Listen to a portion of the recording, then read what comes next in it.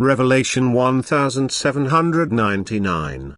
From the 1st of February 1941. Father's Words. True Church of Christ. Tradition. I am with you all the days, and you may always be assured of my grace. The path of suffering on earth is the rungs of the ladder upwards. You must try to take rung after rung, and therefore also take every suffering upon yourselves which I send to you. For one day you will be grateful to me when you look back on your earthly path, for my love is always your constant companion, and if you keep this in mind you will look forward to the coming time with confidence, and everything will seem bearable to you. After all, you know that I carry it with you, so to speak. Every pain shall let you mature and draw you closer to me. But if you need my help in prayer, you shall not be deceived. I know about your hardship and only wait for you to come to me so that I can help you. And therefore let me always prevail, and don't be unbelieving but believing.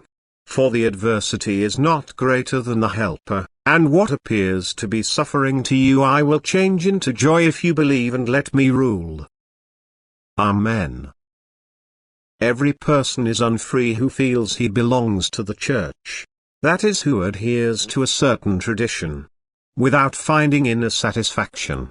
He does what he is supposed to do according to the rules, but has neither the firm belief that his actions bring him closer to God, nor does he establish a connection with God himself, precisely because he lacks faith. Moreover, it is precisely those people who think little about God and the right faith. They have, as it were, been forced into something that prevents them from having their own opinions.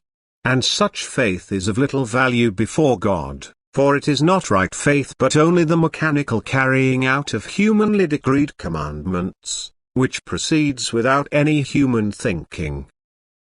To believe without doubt that God is an exceedingly loving being who wants to transfer his love to all creations, and then to worship this being, to have complete faith in him, and then to follow him in every way, by fulfilling his commandments, to love him above all else and to love his neighbor as himself, brings every person close to God and also earns him his undivided love. This person then lives life consciously following Jesus. He lives the pure Christian teaching. He belongs to the true Church of Christ, because he believes according to divine will. He keeps away from humanly decreed commandments, and on the other hand makes every effort to make himself a blessing for humanity by being willing to serve God, and thus stands up for the right faith which the world has already completely lost.